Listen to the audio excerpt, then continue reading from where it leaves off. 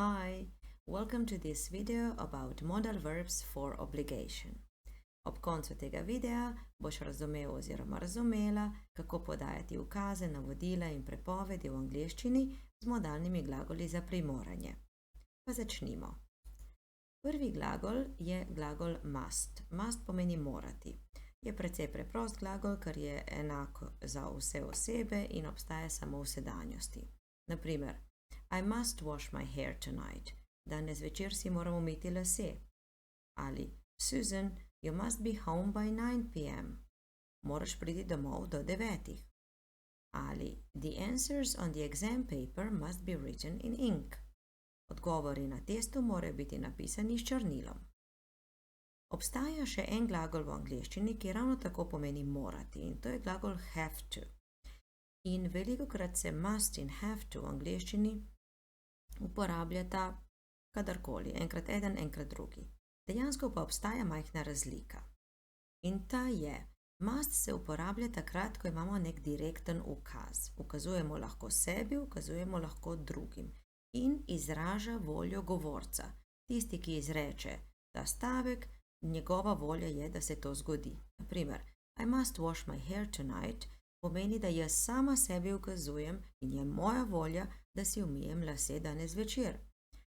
Susan, you must be home by 9 p.m. Ko mama to reče svoji hčeri Susan, pomeni, da ji daje direktno navodilo, direkten ukaz in je to njena volja. V zadnjem primeru je volja učiteljev ali šole, da se na testu piše s črnilom. Torej, drugi glagol, ki ravno tako pomeni morati, je have to. Ta glagol je malo bolj zapleten zaradi tega, ker obstaja v različnih časih, torej lahko ga uporabimo v present simple, past simple, will, future, kar pomeni, da lahko rečemo, da sem nekaj moral storiti v preteklosti ali da bom moral narediti v prihodnosti. Naprimer, all kids have to go to school when they are 6 years old. Ali my maths teacher says I have to do exercises every day. Ali če se povrnemo s tistemu dekletu Susan, ona je zdaj na zabavi in pravi prijateljem I can't stay, I have to be home by 9 p.m. Če se spomnimo, kako smo povedali pri must, da must se uporablja takrat, ko imamo direkten ukaz in ko je volja govorca, have to se pa uporablja takrat, ko ni direktnega ukaza, ampak ko sporočamo neko pravilo, ki je zapisano v zakonu ali pa v nekem pravilniku, ki ga je določila neka avtoriteta. Avtoriteta, ki ima pravico ukazovati. To je lahko mama, lahko je učitelj, lahko pa je zakon. In izraža voljo tretje osebe, ne voljo govorca. Recimo v prvem primeru je v zakonu zapisano, v Sloveniji vsi otroci, ki imajo 6 let, morajo iti v šolo. V drugem primeru je deklica, ki pravi, jaz moram vaditi vsak dan, zaradi tega, ker to pravi moj učitelj matematike. Torej, avtoriteta je učitelj matematike in ona to izrazi z have to. Če bi rekla must, bi pomenilo, da je to njena volja. In ravno tako Susan, ko pravi svojim prijateljem, da ne more ostati, da mora iti domov do 9, mora priti domov, uporabi glagol have to, zato da izrazi, da to ni njena volja, ampak volja neke avtoritete, v tem primeru njene mame. Morda bi Susan želela ostati do 10, morda do 11, ne vemo. Gremo naprej. Prepoved. Mustn't pomeni ne smem. Je ravno tako lahek glagol, ker ima enako obliko za vse osebe in obstaja samo v sedanjosti. Izraža prepoved. Naprimer, nekaj prepovedi. In our school we mustn't use mobile phones in class. Or you mustn't walk on the grass. Or you mustn't take photos in the museum. V muzeju ne smeš slikati. Nam ostane še don't have to ali don't need to, to pomeni mi ni treba. Ta glagol obliko spreminja, ker se uporablja v različnih časih, v present simple, past simple, will, future. In to pomeni, da lahko sporočiš tudi, da nekaj ni ti bilo treba narediti v preteklosti ali v prihodnosti ti ne bo treba. Naprimer, it's Saturday tomorrow, I don't have to wake up early. Jutri je sobota, mi ni treba vstati zgodaj. Ali we don't have to watch that movie if you don't want to, you can choose another one. Nam ni treba gledati tega filma, če ne želiš, si lahko izbereš nekaj drugega.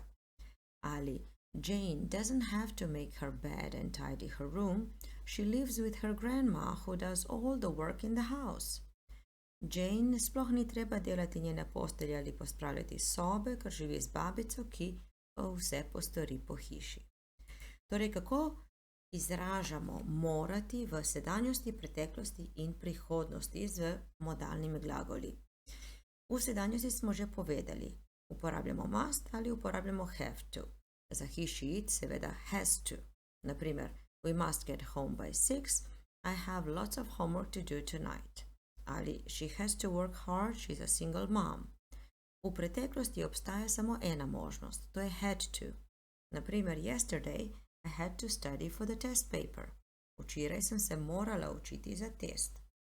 V prihodnosti tudi obstaja samo ena možnost, samo will have to. When I get my driving license, I won't have to ask my parents for a ride. Ko bom opravil izpit za avto, mi ne bo treba prositi staršev za prevoz. Kako pa prepoved izražamo v sedanjosti, kako v preteklosti, kako v prihodnosti? Za sedanjost smo že povedali, da uporabljamo mustn't. We mustn't forget to buy a present for Barbara's birthday. Ne smemo pozabiti na darilo za Barbarin rojstni dan. V preteklosti in prihodnosti pa glagol mustn't zamenja glagol to be allowed to. V preteklosti to pomeni wasn't allowed to ali weren't allowed to. Naprimer, in the kindergarten we weren't allowed to bring toys from home. V našem vrtcu nam ni bilo dovoljeno prinesti igrač od doma. V prihodnosti won't be allowed to. Won't pomeni will not. If you don't wear a jacket, you won't be allowed to enter that restaurant. Če si ne boš oblekel suknjiča, te ne bodo pustili v tisto restauracijo. In don't have to ali don't need to v preteklosti, sedanjosti in prihodnosti.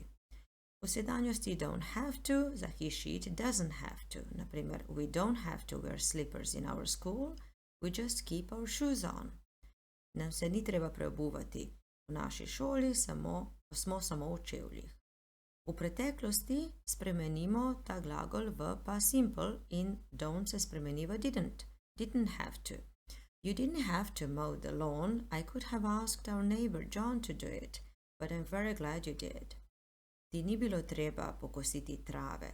Lahko bi vprašala našega soseda Johna, da to stori, ampak sem zelo vesela, da si to naredil. V prihodnosti pa imamo won't have to. Once I finish school, I won't have to study all the subjects, just those that I choose. Enkrat, ko bom končal šolo, mi se ne bo treba učiti vseh predmetov, ampak samo tistih, ki bom sam izbral. Thank you for listening. It's your turn now. Bye.